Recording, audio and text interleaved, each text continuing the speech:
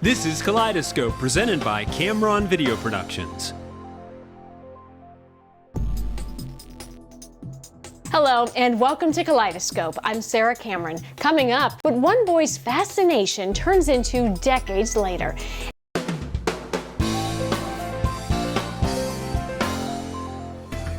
Welcome back to Kaleidoscope. To buy one item you really like and then decades later find you have hundreds more like it is a collector's dream. A dream that came true for one man in Johnstown.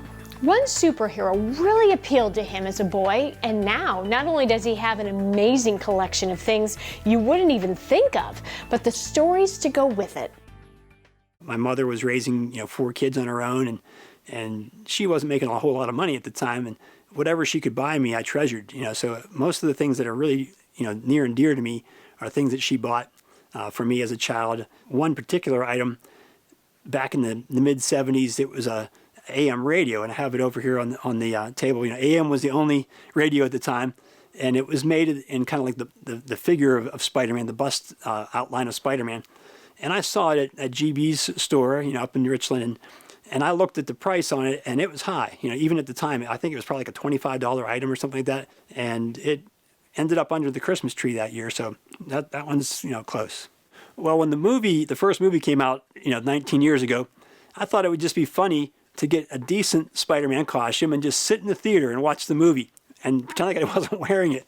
So we had fun with that. I sat in the theater, and after the showing, the owner, Ed Troll, said to me at Richland Cinemas, "Would you please come back tonight and just walk around in the lobby and entertain the crowd?" I said, "Sure, I'll do that." He said, "I'll give you some movie tickets. I'll comp you." I said, "Okay."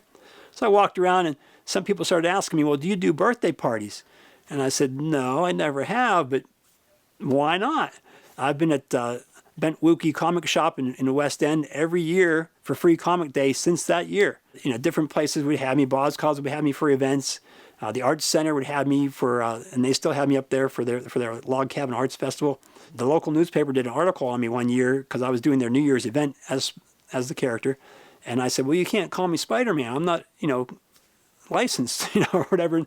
They said, "Well, our legal department said we're going to call you Johnstown's Spider-Man and take the hyphen out of the real word of Spider-Man, between Spider and Man," and that was their way around the legal issues. It's kind of cool. No one was doing it, and now I do it. Well, this all started when I was a young child in the late 1960s. The very first original Spider-Man cartoon was in its first run at the time, probably 1967, 1968, and I was the youngest of 4 kids, and we started watching the cartoon, and my brothers were already fans of Superman and Batman. The Batman show was on TV, and of course the Steve Reeves Superman was on TV for many years, and I thought, well, hey, here's a new guy, a new superhero, and it's going to be my superhero.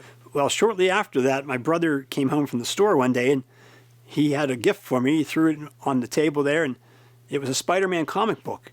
And I couldn't believe it because we had other comic books, the Batman, the Superman, but here it was, my hero on a comic book.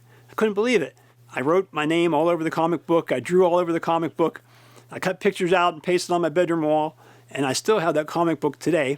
I got Stan Lee, the author, to sign it, and the artist signed it on the cover, and I have it on the frame on the wall there.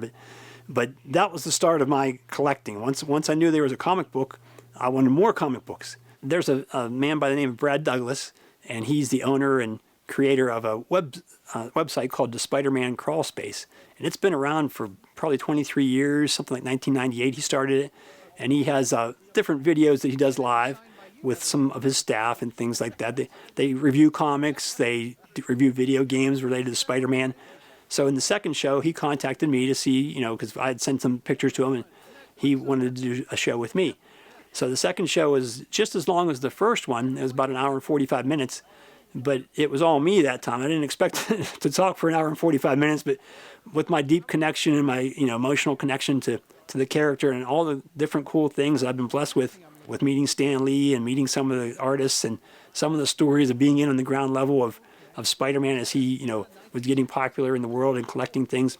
We just talked, I could have talked for another hour and a half with the man, but it was a cool interview, and he reaches so many people with it that, I'm just so thrilled to have my story out there. It's satisfying to have my story, not, that I'm famous, but I wanted to get my story out there of my connection to the character, how it has been developed over the years through my family, through my mother and through my wife and my children, supporting my hobby and things like that, and different ways that I've been able to, just be a part of the Spider-Man story over the years.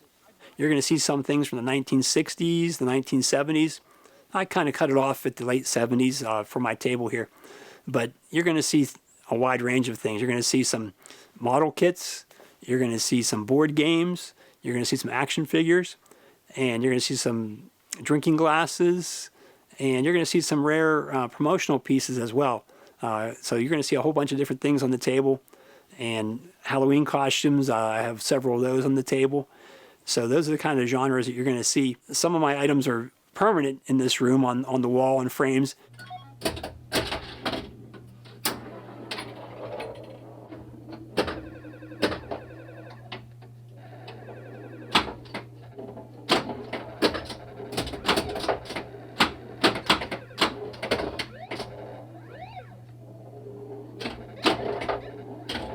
And you'll see a full-size pinball machine from 1980. It was made by the Gottlieb Pinball Machine Company.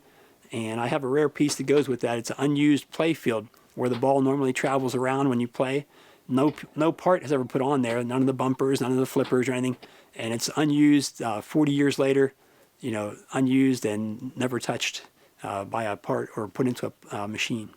Some people will never understand it. There's different kind of collectors though too. There's people that will never sell their items, even to the time of their death. But me, I'm willing to sell it and trade it and do whatever I need to do. If I need money, I'll sell things, or if it's just sitting around in the box, I'll sell things. But it is crazy to have this amount of stuff. And then there's people that have more than me. And every collector is a little bit different. Some people only want it still sealed in a box or in a package. Some people will accept it as a loose item or a used item. I have a little bit of both. When you're starting out collecting, collect what you love.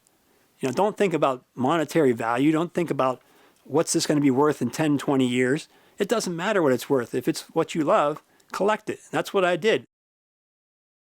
Well, that does it for this Kaleidoscope. But don't forget, around the Alleghenies, the series continues tomorrow with All About Town, hosted by Casey O'Day. And to learn more about Kaleidoscope, just check us out online or like our Facebook page. And if you know a unique person or place that should be featured on Kaleidoscope, let us know. And as we always say, for a different view of our region, look at life through our Kaleidoscope. We'll see you next time.